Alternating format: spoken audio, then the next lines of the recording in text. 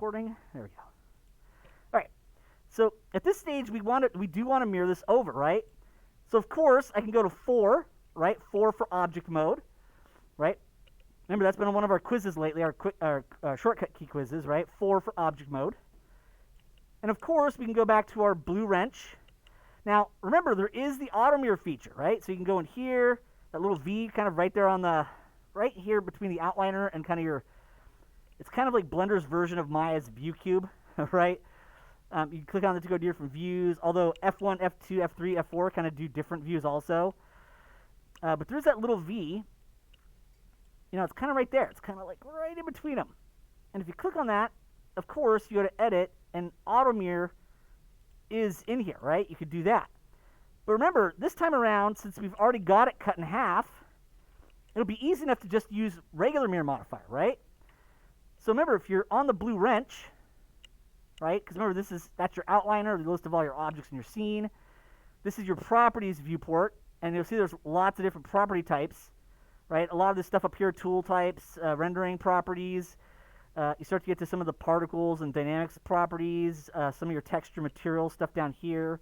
And of course, the blue wrench is modifiers, right? Modifiers. And remember, there's this little kind of pull-down menu called Add Modifier. I can click on that. And remember, subdivision surface is in here, but so is mirror. And in fact, next week when we start to do sculpting, we'll see multi-resolution, right? But I want mirror, right? So mirror is a modifier. Auto mirror is really just kind of cutting the model in half and then applying a mirror modifier, right? So basically, if you've already got your model in half, auto mirror might be overkill, right? So we can just use regular mirror. And you notice how it's all the standard mirror stuff that our auto mirror has, right? Clippings there. You can pick the axis you want, right? And we can see that it actually mirrors it over. And you can see that the UVs are on top of each other, right? So if I was to go in here and, you know, say Control A for select all,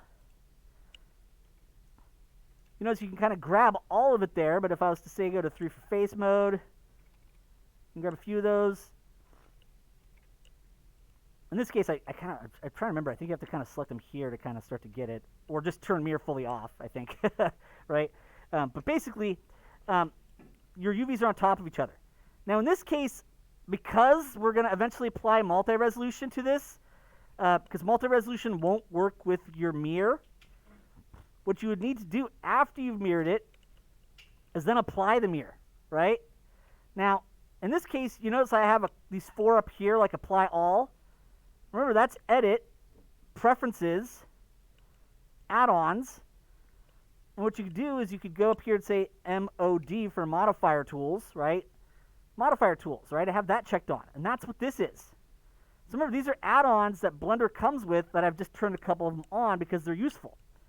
Now, I can just hit apply all if I want to. Having said that, these functions are in the normal modifier, right? So you see the little kind of V that points down right here? It's kind of right next to the X and right next to the camera icon. If I click on that, you'll see that I can apply it. And now that modifier has been applied. And you'll now notice that the mirror doesn't work, right? And you notice how now I can actually pull those off, right? So when mirror's on, of course it's doing full symmetry. It's a mirror modifier, so when you grab an island here, it just moves the whole thing. But once you've applied it so that it's gone, but it's for real, right? Remember, modifiers are kind of like virtual, right? They're active, right? They're on, so that it's still doing the mirror. It's still doing the subdivision. The moment you apply them, the geometry is no longer the simple version with the rounded shape. It's a lot more polygons, right?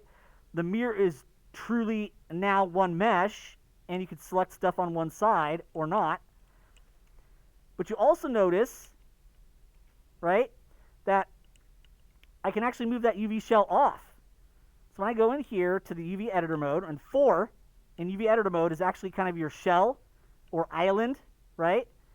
And you'll notice that these are actually 2 UV islands on top of each other. And you'll notice when I move one of them off, you see how the UVs change here, right? See how just that leg is changing and that one's not. So you can see that you could absolutely have these not on top of each other and get full asymmetrical texturing, right? In fact, you could even go to UV and pack islands, right? So if I was going here, Control A, I could pack islands. And then you'll notice it kind of takes everything and moves it off top, right? So you can actually go in there and repack everything so that nothing's on top of each other.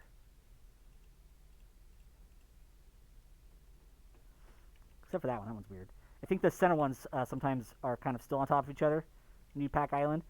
But anyways, that's one of the things you could do. All right, you could always repack islands. In this case, we're just going to leave them on top of each other.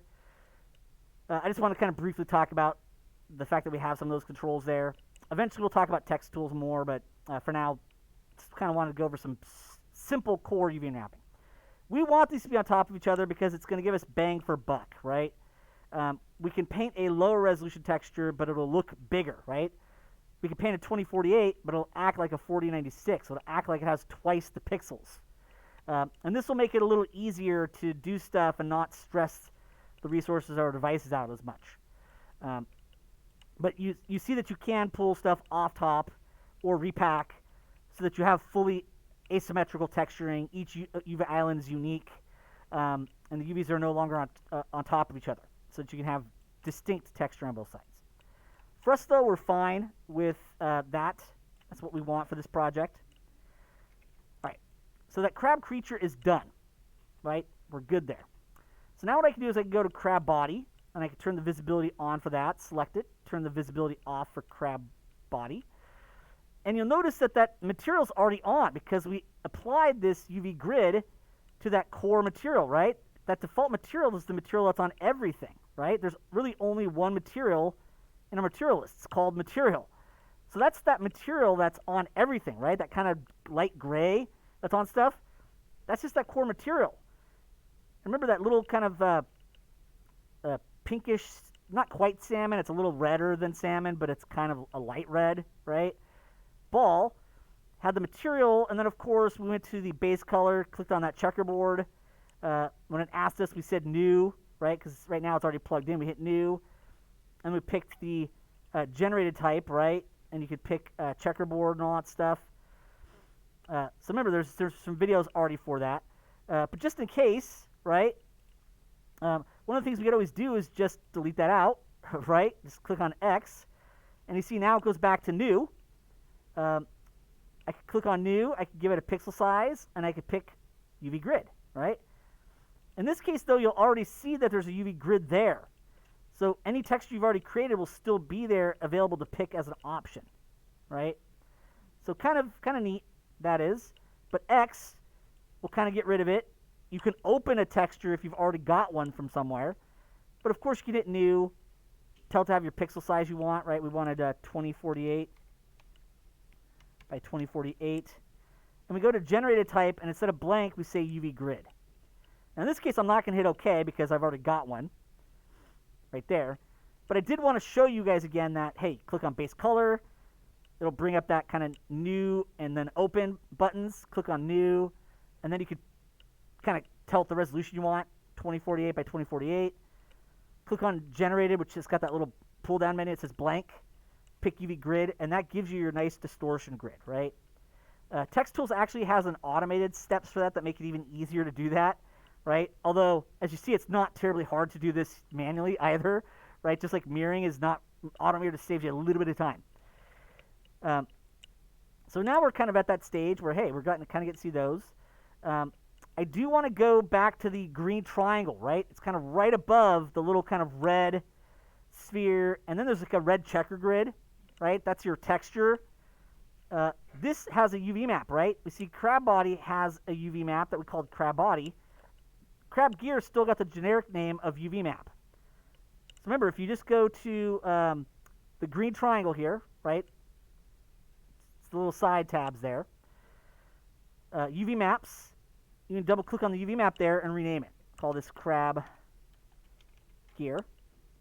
That way later on, if we want to tell a normal map or texture map to be plugged into different UVs, we have names that make sense. Like we could say, oh, crab body UV, crab gear UV. instead of just saying, oh, look, it says UV map, and then that one says UV map, right? It's good to kind of label stuff somewhat descriptively, right? Just kind of a little bit of a reminder there for that. In this case, remember, we have these guys up here, right? So if I want to, I can just go to shaded mode for regular shaded instead of material preview. Basically, just think of this as your normal viewport, and this is basically Eevee, right? Those two buttons there. Of course, there's wireframe as well. And I just want to delete half this model. So 3 for face. Remember, if you double left click close to an edge, right? If I do it close to this edge, it selects a face loop that direction. If I do it close to this edge, it goes that direction. And of course, I can hold down Shift, right? Remember, Shift adds, usually in Blender. And then, of course, we can hit Delete, Faces. And then, of course, I could select a face. Remember, Select Linked. I've set it to spacebar, but it's normally right bracket. That selects just the linked polygons, the ones that are directly touching or connected to in a sequence, right? Everything that's directly part of it. Delete. Faces. There we go. And now, of course, you can see we've got half of our gear. Now, the nice thing about our gear seam is it's going to be quite easy because really the gear's not that complicated, right? We just need like 2 or 3 seams. So we go to 2 for edge mode. And what I could do is I could double left click on that edge.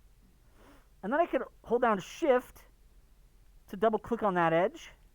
There we go, to kind of select an edge loop there. So that way kind of the under part of the gear kind of ends up its own island. And then the outer part ends its own island.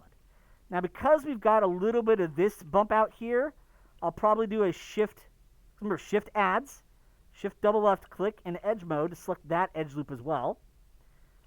And then maybe kind of do a similar one in here, just to kind of get us a little bit more.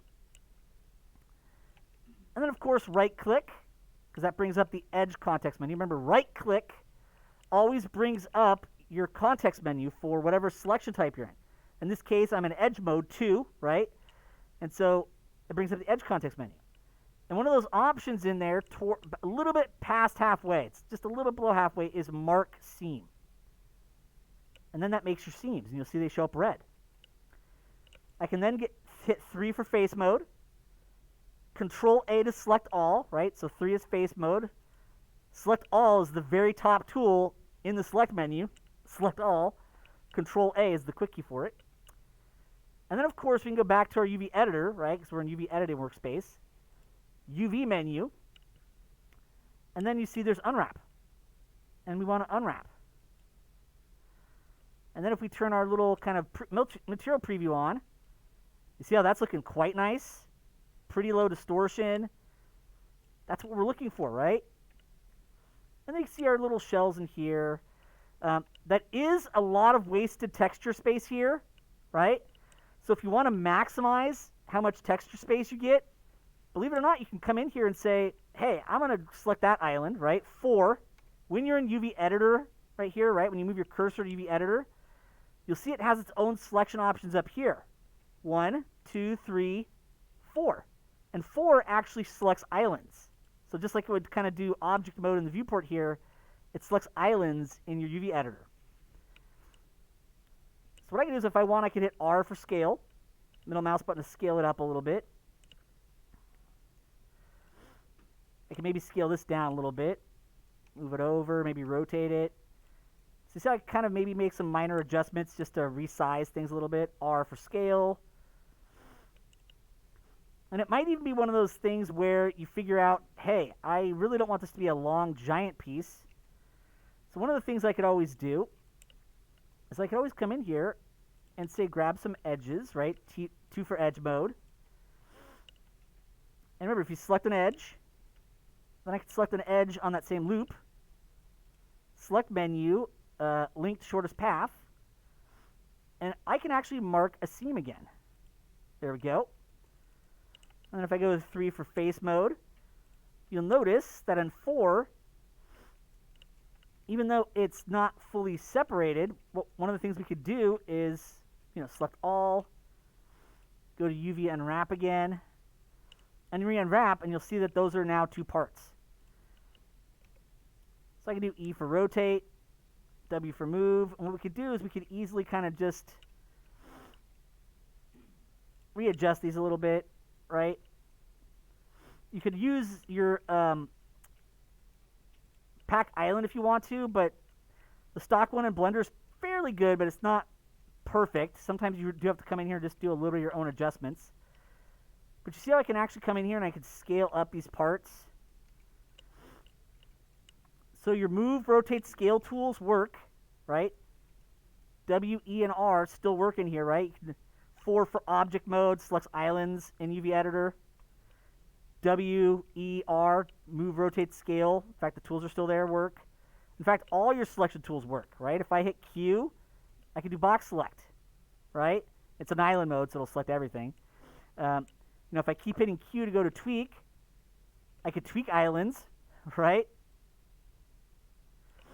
So all your tools actually work in here, right? All those guys actually do what they're supposed to do in here. But you notice how I'm taking up more of the pixels now. There's nothing wrong with wasting pixels per se. Your texture will still look good. It's more waste, right? You're just not taking advantage of as many pixels as you could be. And there's always going to be what I call dead pixels, right? Pixels that just aren't going to show up on the model because there's no UVs over them. But if you try to take advantage of packing as much as you can so that there's less, that gives you more pixels to actually show up on your texture. So you can still get a nice looking texture and still have some pixels not showing up, but it's wasteful, right? You want to try to adjust those. So as you can see, you could easily just use your standard move, rotate, scale tools to do some minor readjusting. And of course, there is the pack island features as well. That'll often give you a good start if you need to. And then of course, we can go to 4 for object mode. We can go back to our blue wrench, add modifier mirror. And then of course, that little V right here, apply. Or if you just want to hit apply all, if you've got the modifier tools up, there you go. And now you can see we've got full UV unwrapping. And you can see how it's pretty low distortion, right? Both gear and crab. You look at the texture and it looks pretty checkerboardy, right, all around. Gets a little bit less here, but like I said, this is our first creature, so if you got a little bit of distortion here, not going to be the end of the world. But it's now showing you you can cut seams that you want to go for low distortion, if for UVs. And it's getting you those basics for how these tools work inside of Blender. All right, so that's effectively UV unwrapping for our crab creature. All right, let's stop the video.